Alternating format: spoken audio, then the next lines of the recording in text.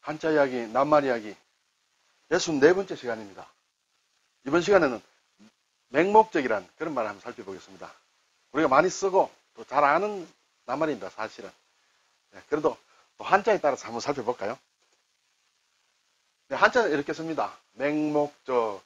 눈목이라는 거는 한자에 좀 관심이 있으면 대부분 아시리라 생각이 되고, 이것도 아시리라 생각이 듭니다. 관역이다, 표적이다 할 때 쓰는 그런 거죠. 눈목. 이제 맹이 이제 소경맹이죠. 눈이 보이지 않는 것을 얘기합니다. 근데 이 맹이라는 것은 이런 글자하고 이런 글자하고 합친 것이거든요. 아래는 이제 눈을 뜻하죠. 맹은 사실은 우리가 사람이 죽었을 때 했을 때 쓰는 사망이라는 그런 글자로 많이 쓰거든요. 옛날 글자를 보면 좀 이렇게 되어 있습니다. 죽은 사람을 어떻게 좀 나타내는 글자이기도 하고, 또는 사람을 이렇게 숨겨서 보이지 않는다, 그런 뜻으로 해석하는 사람도 있습니다. 그래서 이 두 개를 합친 것은 막 꼭 죽었다는 그런 얘기를 쓰지 않더라도 눈이 보이지 않는다, 숨겨져서 보이지 않는다, 그렇게 생각할 수도 있습니다. 어쨌든 눈이 보이지 않는 것이 이제 우리가 맹이라고 하죠. 근데 맹목적이라 할 때는 맹목 플러스 적이냐 아니면 맹 플러스 목적이냐, 여러분 어떻게 생각하십니까? 맹목 플러스 적이라고요? 맹 플러스 목적이라고요? 맹 할 때는 우리가 사람이 저 사람 좀 맹해, 맹하다 그런 얘기도 있죠. 그리고 맹물이다, 순맹물이야, 아무 맛도 없고 뭐도 없는 맹물이다 할 때 그런 맹이 되겠죠. 한자는 아닙니다. 여기서는 사실 어떻게 보면 우리가 맹하다 할 때는 순 한글인데, 일단 맹목이라는 것이 사전에 있거든요. 먼 눈이다. 먼 눈은 잘 안 보이는 눈을 얘기하겠죠. 그리고 사리에 어두운 눈이다. 사리에 어두운 눈. 사리가 맞아야 되는데 그게하고 영 관련이 없다, 그렇게 얘기를 하기도 합니다. 그리고 우리가 목적이라는 말은 많이 쓰죠. 맹목은 잘 쓰지 않습니다만 목적은 많이 쓰죠. 어떤 일을 이루려고 하는 목표나 나아가는 방향이다.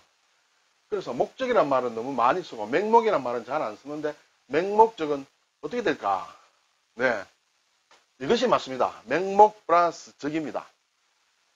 적은 거는 뭐냐?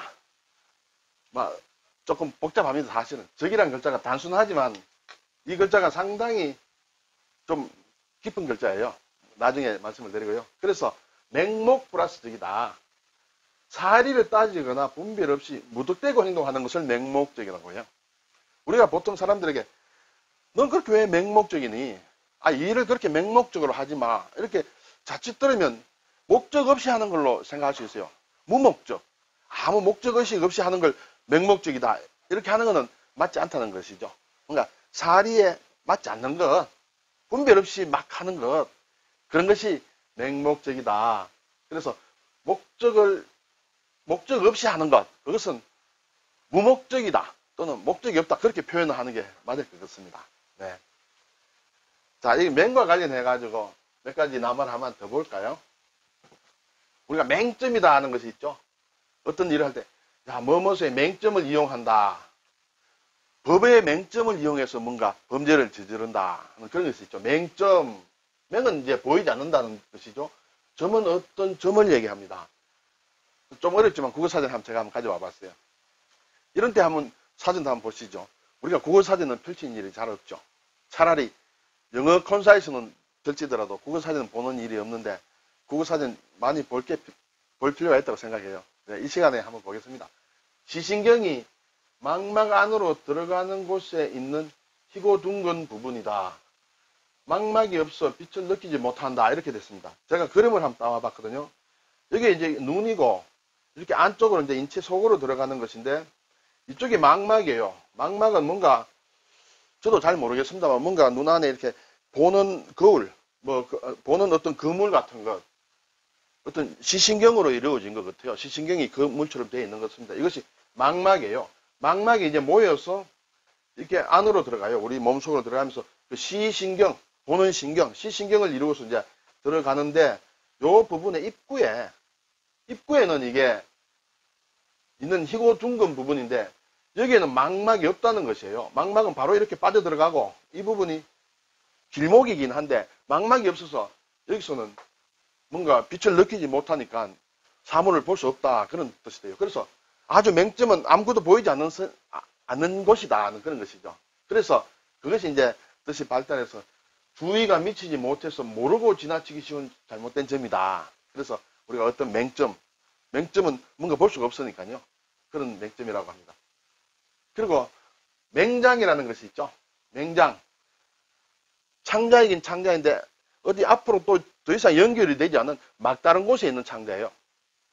그래서 앞이 전혀 보이지 않는다. 앞하고 연결이 되지 않는다. 여기서 끝이다 하는 그것이 이제 맹장이다. 저도 인체 생물을 잘 몰라서 어떻게 되는지 정확하게 모르겠습니다만 사람의 대장이 있고 큰 장이 있고 큰 창자에서 작은 창자로 이렇게 또 넘어가면서 그게 작은 창자로 넘어가지 않고 바로 옆으로 조금 돌출이 되어 가지고 더 이상 가지 않는 막다른 것이다. 이런 것이 모양입니다. 맹장.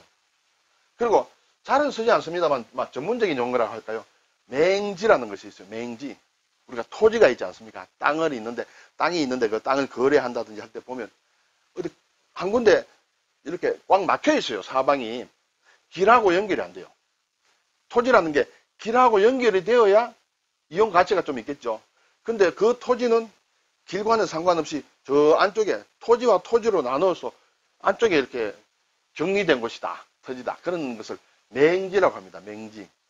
그래서 토지 거래를 할 때는 이것이 맹지인지 아닌지 내가 원하는 땅, 그 옆에 땅들이 내 땅이 아니니까 바로 도로로 연결을 할 수가 없죠. 그러면 쓰임새가 굉장히 제한되는 것이죠. 그런 걸 맹지라고 합니다. 그때 다 이 맹자를 쓰고 있습니다. 네, 오늘 맹목적이라는 그런 말을 한번 살펴봤습니다. 우리가 공부를 할 때도 그렇고 말을 할 때도 그렇고 무엇을 할 때 목적을 가지지 않는 것과 목적을 가지지 않는 것은 목적을 가지게 하면 되겠죠. 그런데 맹목이라는 것은 상당히 이게 사리 분별을 못하고 하는 것은 그것은 상당히 좀 경계해야 될 것이 아닌가 그런 생각이 듭니다. 네, 감사합니다.